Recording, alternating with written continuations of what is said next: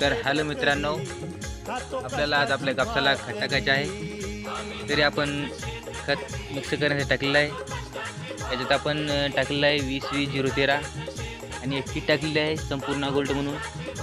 त्या किटमध्ये हे बघा, हे आपल्याला 4-5 अशा बॅगा मिळाल्या आहेत आणि दाणेदार डबल हॉर्स ब्रँड आणि एक हिमालया सेंद्रिय खत असे आपण मिक्स केले आहेत.